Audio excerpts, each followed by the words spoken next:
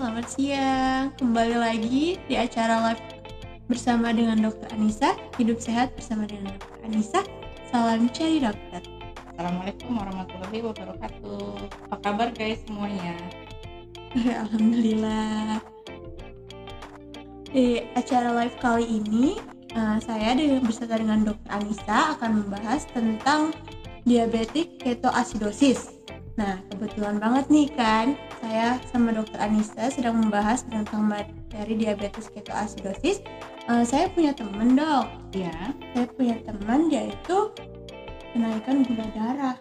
Oh, berapa gula darahnya? Itu bisa mencapai di atas normal dok. Berapa? Sampai 500? Iya. Oh. Emang usia temannya berapa? Usia teman saya 20-an. Oh, 20-an. Teman atau teman laki-laki atau perempuan? Perempuan dok. Iya. Jadi assalamualaikum warahmatullahi wabarakatuh. Selamat siang. Tema kali ini adalah kejadian ketoasidosis atau KAD, yaitu diabetik ketoasidosis yang biasa kita sebut sebagai ketoasidosis diabetik atau KAD pada pasien-pasien yang memang biasanya relatif berusia muda. Ya, kejadian ini bisa dialami KAD pada pasien diabetes tipe 1 dan tipe 2. Tapi untuk Sarah, bagaimana untuk temannya? Apakah sebelumnya sudah ada didiagnosis sebagai penyakit diabetes tipe 1 atau 2? Dia belum pernah tahu sih dok, belum pernah periksa juga, dan baru pertama kali periksa dia kaget kok bisa setinggi ini. Iya, bagus bahwa tema kali ini adalah pasien dengan kejadian yang sebelumnya tidak pernah didiagnosis, jadi tidak tahu ada penyakit apapun.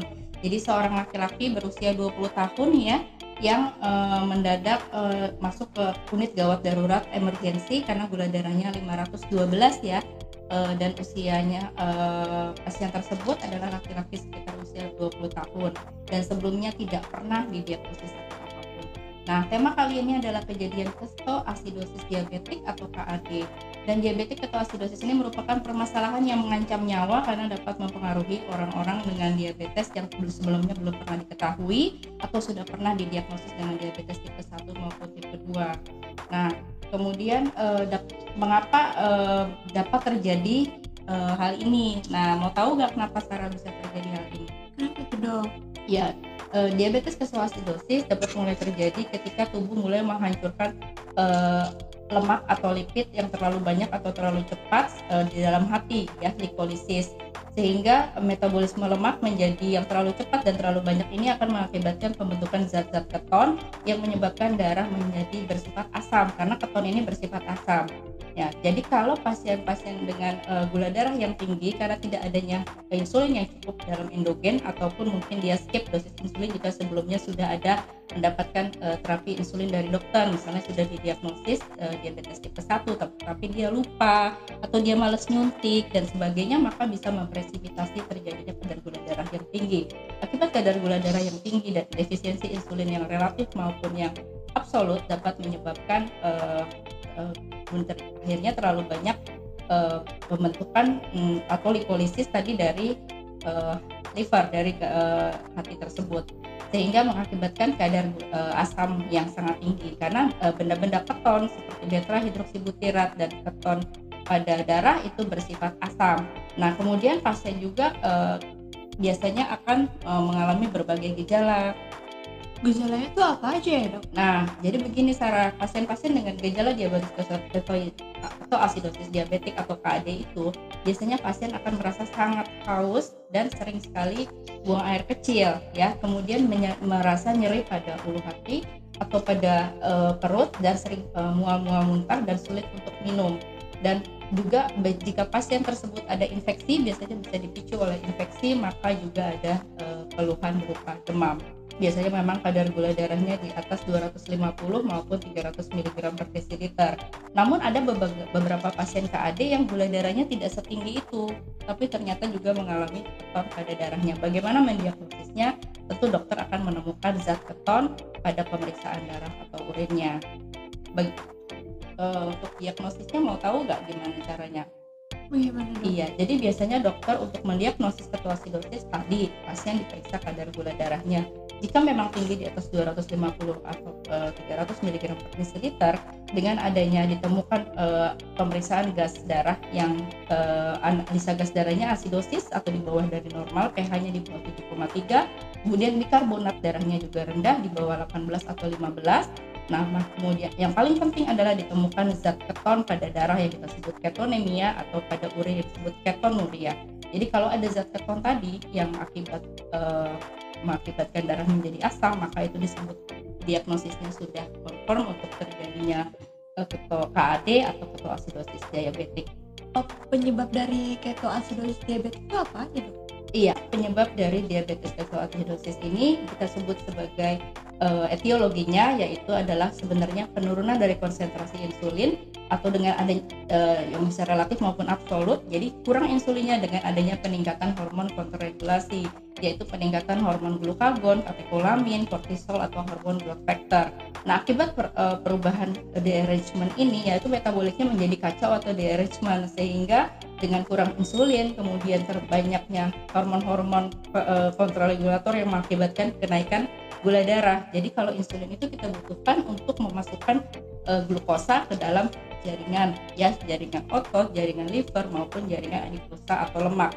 Kalau insulinnya kurang karena tadi ya memang mungkin dia penyakit bawaan atau dia tidak cukup menyuntikkan insulinnya, maupun relatif artinya sebenarnya cukup mungkin karena dia obesitas atau diabetes, dia insulinnya kita bilang kurang secara relatif, kemudian terjadi hormon-hormon tadi tiga yang meningkatkan kadar gula darah di dalam darah, maka akan terjadi peningkatan kadar gula darah yang sangat tinggi. Nah, peningkatan kadar gula darah yang sangat tinggi ini juga dapat mengakibatkan kejadian KAD ini. Dapat dipengaruhi oleh adanya konsumsi obat-obatan. Kalau pasien mengkonsumsi steroid, obat-obatan tanpa monitoring dari dokter, kemudian pasien dengan obat-obatan jantung seperti tiazid dan seperti obat-obatan lain ya, obat asma, terbutalin, kemudian pasien-pasien dengan pasien jiwa ya yang mengkonsumsi obat-obat antipsikotik juga bisa memicu terjadinya dearrangement metabolik dan memicu terjadinya KAD ini. Ya, jadi jelas ya, patofisiologi terjadinya KAD ini adalah penurunan konsentrasi insulin atau kerja insulin yang kurang, jadi defisiensi insulin relatif yang fungsinya berkurang atau resistensi insulinnya, dan terjadi bersamaan dengan peningkatan hormon dari kontrregulatory yang mengakibatkan peningkatan kadar gula darah.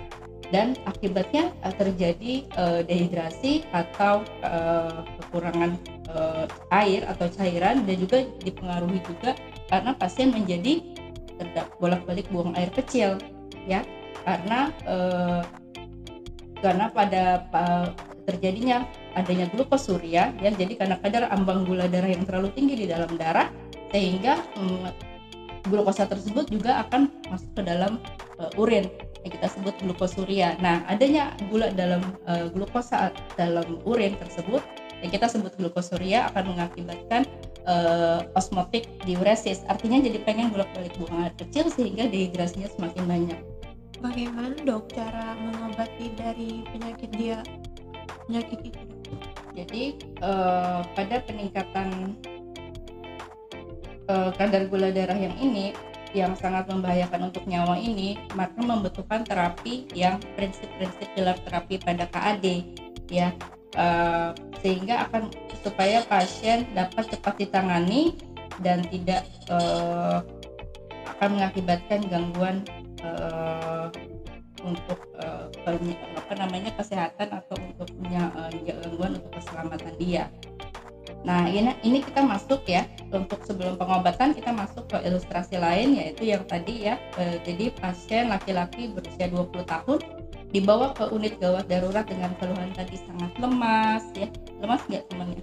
Iya, lemas. Sangat lemas, demam, kemudian cenderung tidur, nyeri pada ulu hati dan mual-mual muntah, dan 1 hari sebelumnya mengalami diare ya, serang bolak-balik, dikatakan bolak-balik sering buang air kecil, dan sejak 6 jam sebelum masuk rumah sakit sulit diajak bicara atau cenderung untuk tidur. Dan pasien ternyata dilakukan pemeriksaan gula darah segera saat di IGD, diketahui gula darahnya 512 mg per desiliter, padahal sebelumnya belum pernah didiagnosis sakit apapun. Dari pemeriksaan fisik ditemukan pasien dengan hipotensi, kadar tekanan darahnya di bawah 90/60 dengan nadi 120 kali per menit. Ya, suhunya subfebris 37,5 derajat Celcius dengan status mental cenderung mengantuk dan sulit dibangunkan. Kemudian nafasnya cepat 32 kali per menit. Jadi normalnya adalah nafas di bawah 24 kali, dia sampai 32 kali per menit. Kemudian dari pola nafasnya adalah husmaul, yaitu nafasnya cepat dan dalam, dan pada bau mulutnya ada seperti benda-benda keton yang seperti bau alkohol walaupun dia tidak mengkonsumsi alkohol. Dilakukan pemeriksaan gula darah yang 512 tadi dan dilakukan pemeriksaan darah leukositnya tinggi 18.000, ada gangguan elektrolit hiponatremi 128 dan kaliumnya 5. Nah, kemudian terjadi gangguan fungsi ginjal, ya, fungsi ginjalnya adalah peningkatan kreatinin menjadi 1,7. Normalnya mungkin sekitar pada pasien ini 1 atau 0,9. Nah, baru kita masuk bagaimana cara mengobati KAD atau prinsip utama terapi pengobatan KAD pada pasien ini. Untuk memperbaiki defisit volume atau cairan yang sangat kurang akibat adanya dehidrasi, ya, yaitu kekurangan air pada pasien ini yang bisa mencapai pada KAD sampai 5 liter, ya. Kemudian juga karena dia bolak-balik buang air kecil sehingga terjadi dehidrasi yang lebih lanjut. Kemudian setelah mengkoreksi terapi rehidrasi, dilakukan koreksi gangguan elektrolit natrium dan kaliumnya. Hal ini sangat penting karena terapi insulin juga kita akan memberikan insulin pada pasien ini, ya. Nah, itu akan menurunkan kalium sehingga kaliumnya harus dikoreksi karena kalium yang rendah akan mengakibatkan gangguan irama jantung maupun pelemahan otot-otot pernafasan. Kemudian tentu saja mengkoreksi kadar gula darahnya, yaitu dengan pemberian insulin. Tadi dengan pemberian cairan tentu kadar gula darah akan turun juga, namun setelah itu harus dilanjutkan dengan pemberian insulin drip, yaitu harus dengan infus, jadi tidak bisa dengan cara lain, harus dengan diinfus karena sudah mengancam nyawa, ya. Jadi insulin dripnya atau diberikan drip itu adalah continuous infusion, jadi infusnya secara dirawat di rumah sakit secara berkelanjutan, ya. Nah, itu diberikan infus insulin dan juga untuk menurunkan kadar gula darah. Kemudian tadi memperbaiki kadar kalium dan hiponatreminya. Kemudian jika pasien ada instabilitas hemodinamik atau tekanan darahnya turun, tentu diberikan selain terapi cairan resusitasi juga dengan obat-obatan untuk menstabilkan tekanan darah, ya, seperti vasopresor, dobutamine atau dopamin. Nah, kemudian selain terapi yang selanjutnya adalah mencari kadar penyebab presipitasi, apa sih yang menyebabkan pasien ini tahu-tahu terserang KAD, ataukah sebelumnya dia mengalami infeksi, misalnya diare ataukah ada infeksi paru. Infeksi itulah yang harus kita tangani dengan pemberian antibiotik dan cairan dan obat-obatan suportif terapi lainnya yang diperlukan, misalnya obat-obatan untuk mualnya jika dia muntah-muntah dan sebagainya. Nah, untuk asidosisnya jika memang dibutuhkan akan dikoreksi dengan miknat jika memang dibutuhkan. Tapi jika dengan sendirinya terapi dari insulin dan cairan tadi sudah memperbaiki kadar asidosis dalam darahnya atau keasaman dalam darahnya, maka belum tentu diperlukan terapi bikarbonat. Nah, hal itu sudah diatur lebih lanjut dengan detail dalam guidelines atau panduan terapi KAD. Nah, kemudian yang sangat penting adalah jika pasien datang sudah dalam keadaan shock, jadi kaki dan tangannya dingin dengan nadi yang cepat dan tensi yang hipotensi, dan kulitnya menjadi kebiruan dan tangan dan kaki akan menjadi dingin, maka pasien harus dirawat di ICU dan diberikan pemberian alat-alat pemasangan kateter vena sentral untuk memonitor kadar cairan cukup atau tidak. Kemudian harus monitoring bagaimana produksi urinnya, ya. Kadar oksigen darah yang kurang juga bisa dibantu dengan oksigen nasal kanul maupun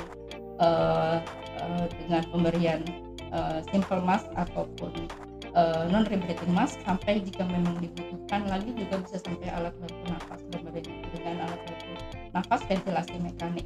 Dan biasanya pasien yang sudah tidak sadar akan diberikan pemberian atau pemasangan nasogestrik cup, ya, yaitu suatu selang yang masuk ke lewat hidung ke lambung untuk mengurangi resiko aspirasi, ya, juga untuk kemungkinan terjadinya ileus atau penurunan kerja lambung, sehingga dibantu jika ada cairan dan sebagainya akan dikeluarkan keluar, juga merupakan dan akses untuk masuknya nutrisi.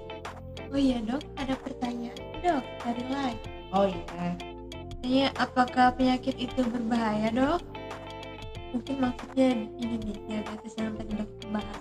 Iya, untuk penyakit diabetes jika diterapi atau dikontrol dengan baik maka bisa dikurangi berbahayanya. Tapi tadi ya, jika tidak dikontrol dengan tidak baik sehingga gula darahnya mencapai di atas 250 atau 300, itu bisa mengakibatkan komplikasi akut pada pasien diabetes dengan gula darah yang tinggi yang sangat mengancam nyawa adalah ini, diabetik ketoasidosis atau ketoasidosis diabetik, bahasa Indonesianya kita sebut KAD. Jadi kadar gula darah yang tinggi dengan kadar asam darah yang juga sangat tinggi dan kondisi pasiennya sangat lemas. Siang dok, mau bertanya apakah diabetes yang sangat tinggi bisa membuat kejang-kejang dok? Ya, betul sekali. Dengan adanya kadar gula darah yang tinggi dan asam darah yang sangat tinggi bisa mengakibatkan kejang hingga kejadian koma. Seringkali pasien datang dengan KAD itu dengan gangguan kejang-kejang dan koma atau perdarahan otak hingga meninggal dunia.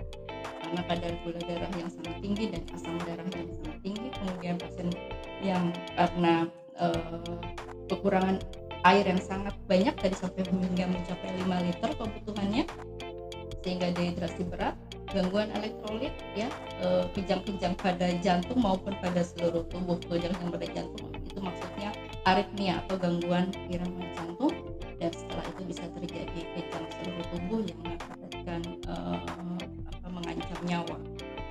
Baik, karena sudah tidak ada yang berkomentar, terima kasih untuk kalian semua yang menonton live ini.